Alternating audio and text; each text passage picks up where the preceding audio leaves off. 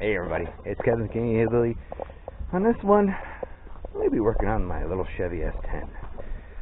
Now, I have a mass airflow sensor problem on there, and I kept on literally just putting the spray to it and hoping that it would make it a happy guy. No such luck on that, no happiness there. So, time to throw a new one in. This is literally all you need for it. Oh, you know what? I'm going to grab an 8mm wrench. I'm going to probably put that battery back in there too. Let's see if I can find one of those little suckers in here. There we go.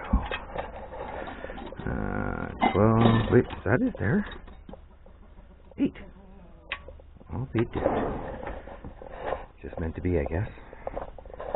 Alright, I'm also going to need another one for the hold down, which is, I think, a 7/16 and an extension for it. Yeah.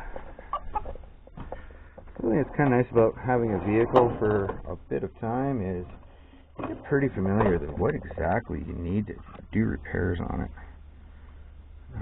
It's a 7/16, but I swear that's too small. I'm just going to bring it with me and really hope for the best. So for this job, it's just 2 hose clamps, which will require a flathead screwdriver.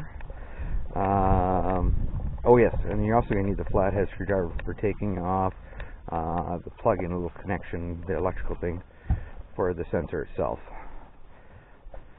So it's not too horrible, but it's the job itself. I got kids out back here helping me deal with some firewood. Lovely souls they are. Alright. Oh, I'm thinking she's a little bigger than 7/16. Yep, probably a 1/2 incher. I can just take that nut off later. I'm sure I got the 8mm right. Hey, at least I can get something right in there. Okay. So, this is the mass airflow sensor. Got to remove. Not even tight. And got to remove this guy, and we got to remove that guy, and pop that guy out. Nice little directional arrow. Makes life pretty simple and easy. Figure out how to open a box.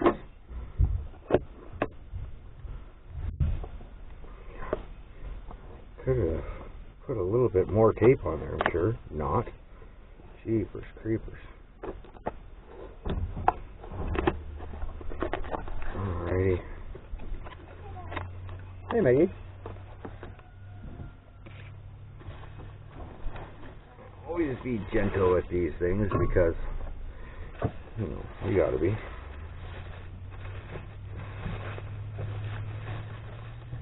Here is the new. Ooh.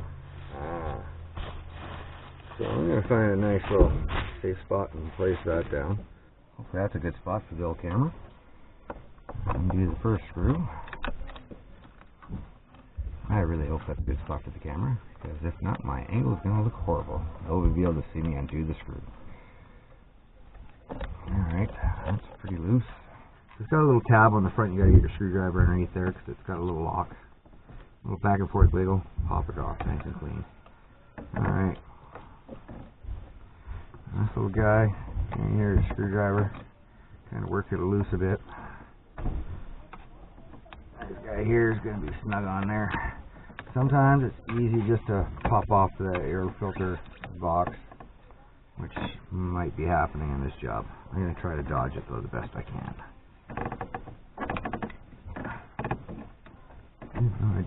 Oh yeah, it's on there. Just got a little bit of play. Wow, this little fella, she's in there.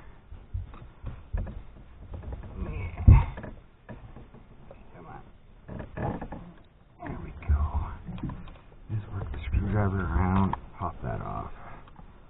Alright, so got that dislodged. Gotta get it far enough back out of the way.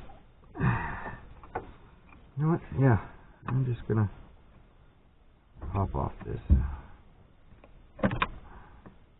It's also a flathead screwdriver, so that's part of the reason why I decided to do it.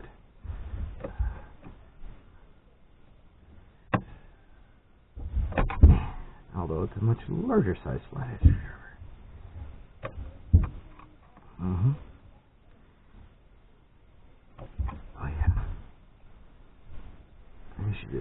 go to my shed and grab the right screwdriver for this, and also the socket for that battery clamp pull down. Yep, that's what I'm going to do. Alright. I've returned with the right tool for that job and the right tool for this job. And there's one of the screws. And another screw here. I'm just going to slack them off a bit before I pop this right out here. It's a pain in the butt to get around here with the rad hose. So I'm definitely going to put the camera down for that job. As you can see, I just pop these screws out and then you'll be able to pop this right out. Now, benefit of changing a master airflow sensor when it's faulty. It gives you greater fuel economy, which is important nowadays given the cost of fuel and it's an arm and a leg. This is something that this poor vehicle needed done to the point where I heard the parts a long time ago and never put in. And I got also another little great story to tell you guys. Normally I'd be out doing firewood or other things like building my high bank would be another good thing I should be doing now. Well, back to this topic here. I can't go and get firewood right now because I don't have my truck. It's down in Chilliwack at a Ford dealership. No, it wasn't repossessed. But on my way to Hope for work, which if you've been following the channel, you've seen I've been panning a lot down on the Fraser River, which I've been absolutely enjoying. It's just sheer therapy. Well, on my way down to work, I started going through a pile of antifreeze. Couldn't really figure out why. There we go. Aha! Progress. And, well, by the time I did figure out why, I wish I didn't know why. Because what was going on was I thought I had a head gasket leak. It wasn't a head gasket leak. Holy Jesus, this little fucker's right on there. Damn. She's a snug fit. So it wasn't a head gasket leak, which probably still would have sucked. Been expensive. And it was the turbo on the passenger side. Now, about a month ago, I had the turbo on the driver's side changed out. And that was ungodly expensive. So when they told me the turbo on the passenger side was gone, I cringed because that was an expense. And then they removed said turbo, and the cringe factor just went up exponentially. So let me just have a little peek in the 0 here. Yeah, it's not the greatest. I got all the stuff to clean it, but I don't know if we're going to get into that on this. I might. Yeah, back to the story of the Ford. Oh, geez. So, yeah, looking at the damage for a new turbo, I knew it was going to be about $5,000. They took the old turbo off on the passenger side, and then when they did that, they found a crack in the head, which was a sheer downer. Because a crack in the head means either you got to replace that head or just go for the whole motor, which was $400 more than just the head. So I am getting a new motor put into my Ford. I don't know how the hell I'm going to get this out of here, guys. Oh, got it. You just got to get a little rammy. Oh, how did I get this? Wow, this little fella's on there.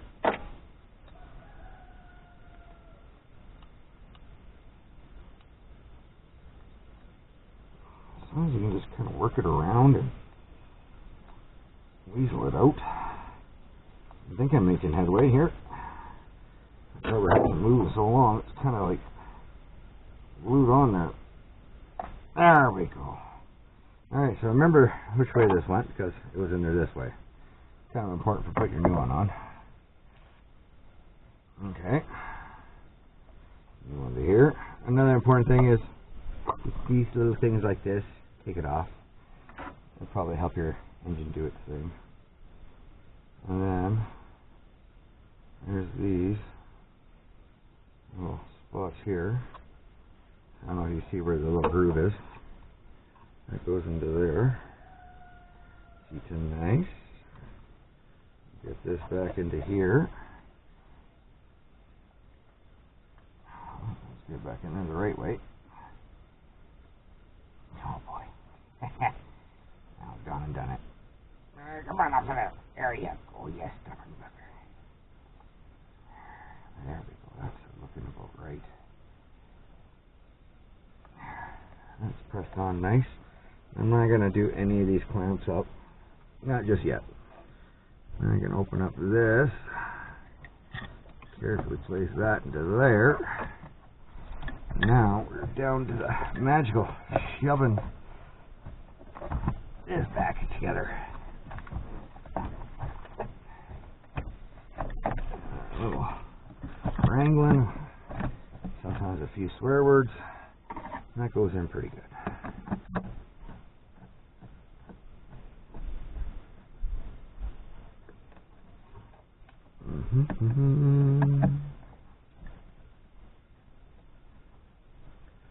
Just tightening with each screw in the corners.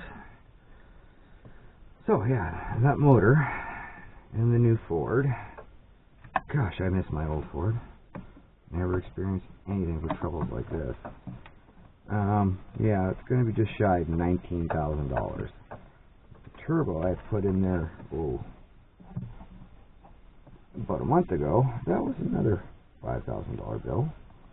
Could have done without that. I don't think this screw is in proper alignment.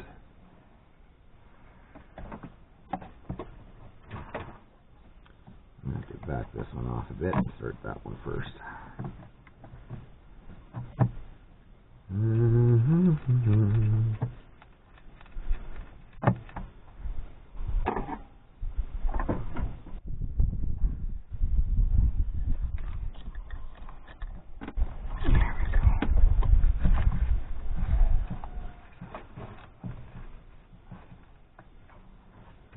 Let's see if this thing will actually go in there now.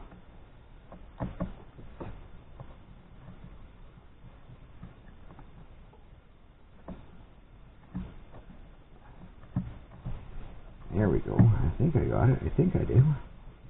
I hope I do. I love working in places you can't see what the hell you're doing. No, I don't. Oh, great.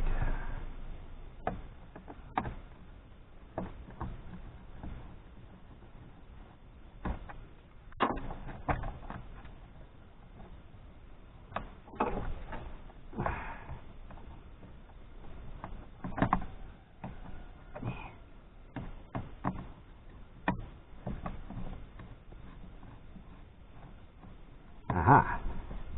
Got her there. Sometimes you just gotta get your finger kind of in between the crack and start screwing, and then you feel it kind of clamp down on your finger. Then you know you got her in the right spot. You know, like a blind guy, just working back to you over here.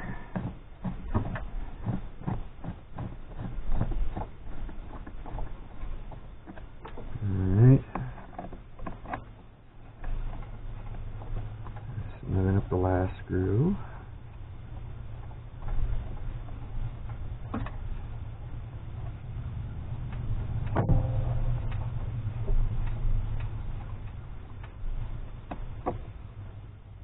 Nice and snug. Off the corner. Nice and snug. Good and snug.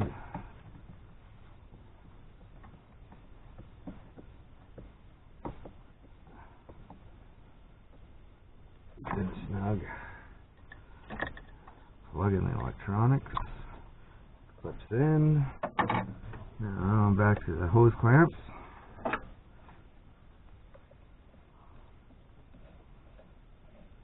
And they all have little happy grooves, so that way everything kind of sits where it's supposed to.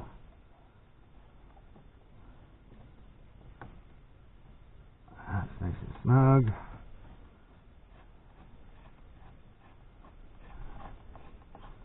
And this screw is getting close to being snug. There we go. That's that. That's a mass airflow sensor swapped out. Pretty simple, pretty painful. There's that cup on there. Put this back into, oh, there's on this side. Must have fell off. Oh, let's push it. That's probably not good. Put this back into this little bag. Fold that up. Grab the old box that came in. There. Oh, sensor installation guide. Huh. It even has pictures. Look at that. And shows you where it is. Oh. The very next step is to disconnect the battery. Well, lo and behold, I already had the battery disconnected. Got pretty lucky on that. Huh.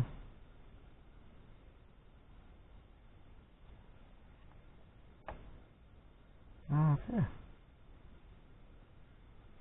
Sweet. Oh. I guess I didn't need those. If I did, I sure as heck didn't use them. Alright, so that's good for garbage. Now, I'm going to go downstairs and grab the battery for this beast. Get that set up in there. We're going to fill this magical little hole, which can be interesting. And there it will go. You betches. Yeah, I sure do like this little truck. It's served me very well over my years. Pretty damn solid and reliable.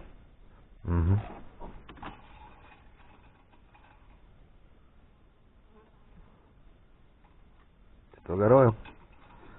That's a good sign. There we go. Alright, turn the camera. Well, after a little bit of fighting, it was a pain in the butt to get that little clamp down in there. And then once I did get it in there and on the bolt on there and the nut and all that good stuff, the socket got stuck to the nut. So I had to like get in here off the side with a screwdriver and wedge it out and pop it out. Got that done. It's time to pull some tools out of here and throw a key in here, see if it'll fire up, and see if that check engine light will come on. Which I hope not, according to plan. Let's just hop in the old grill here. Get the old keys out. Clutch in, brake on.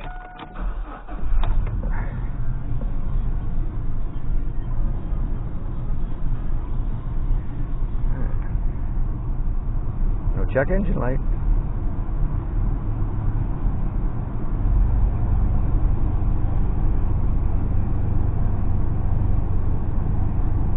Awesome. Running really smooth too, isn't it? Turn the heat off.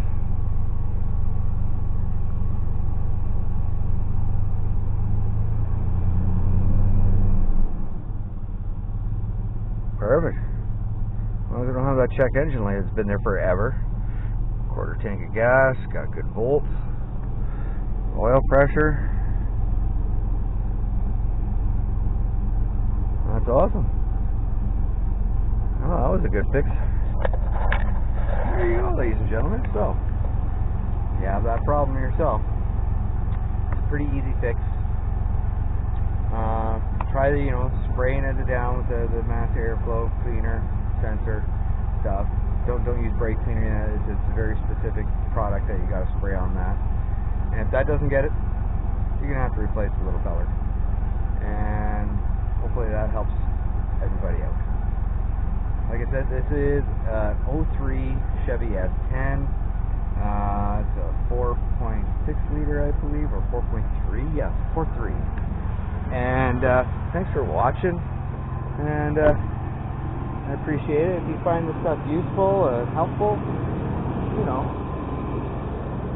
subscribe, leave a comment, tell me what you think, and yeah, I guess we'll see you on the next time. Thanks for watching. Bye. Woohoo! She did.